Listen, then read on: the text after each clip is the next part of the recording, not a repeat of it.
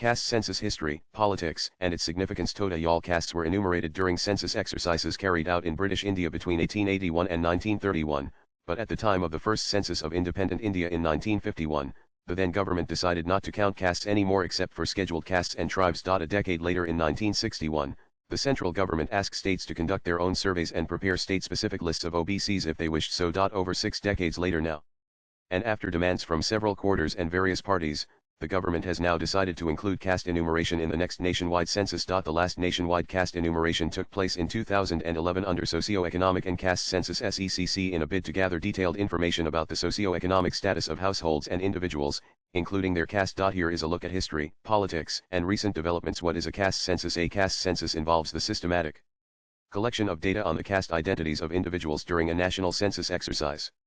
In India, where caste has historically shaped social, economic, and political dynamics, such data can provide insights into the demographic distribution, socio-economic conditions, and representation of various caste groups.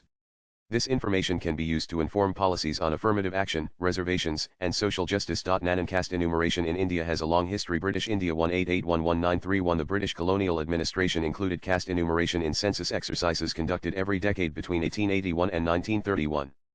These surveys categorized the population by caste, religion, and occupation, providing detailed demographic data.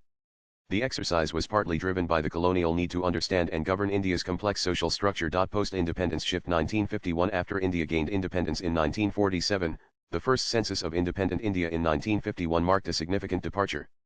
The government, under then Prime Minister Jawaharlal Nehru, decided to discontinue caste enumeration except for scheduled castes (SCS) and scheduled tribes (STS). This decision was rooted in the belief that focusing on caste could perpetuate divisions and hinder national unity in a newly independent nation. 1961 Directive. A decade later, in 1961, the central government allowed states to conduct their own surveys to prepare state-specific lists of other backward classes (OBCs). This was in response to demands for affirmative action for socially and educationally backward groups beyond SCS and STS. However, no nationwide caste census was undertaken. Nanan Mundal Commission 1980. The Mundal Commission's recommendation to provide 27% or reservation for OBCs in central government jobs brought caste back into the political spotlight. The lack of comprehensive caste data made it challenging to accurately identify and quantify OBC populations, fueling demands for a caste census. Socioeconomic and Caste Census (SECC) 2011. In 2011, the UPA government conducted the Socioeconomic and Caste Census, the first attempt since 1931 to collect caste data nationwide.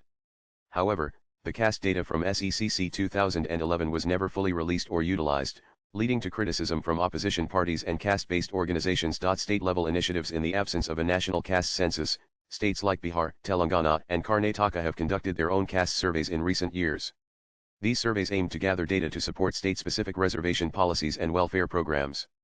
Bihar's caste survey in 2023 revealed that OBCs and extremely backward classes (EBCs) constituted over 63% of the state's population. Nanan caste census is more than a demographic exercise. It is a politically charged issue with deep social implications. Activists said that the inclusion of caste in the census could have far-reaching implications for reservation policies, political representation, and social justice initiatives. It may also reshape electoral strategies, as parties vie for support from various caste groups. Much of access to essential services in India, education, healthcare, nutrition, and social protection, is shaped by structural inequalities of caste, region, religion, and economic status.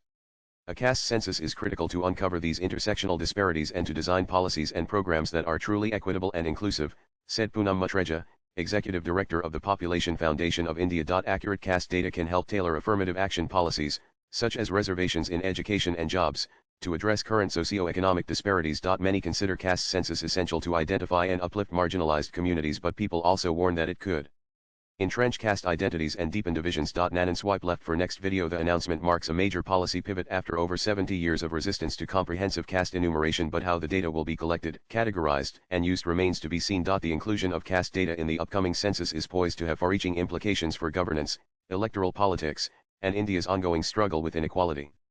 But it is yet to decided when the exercise would be carried out. Latest blogs.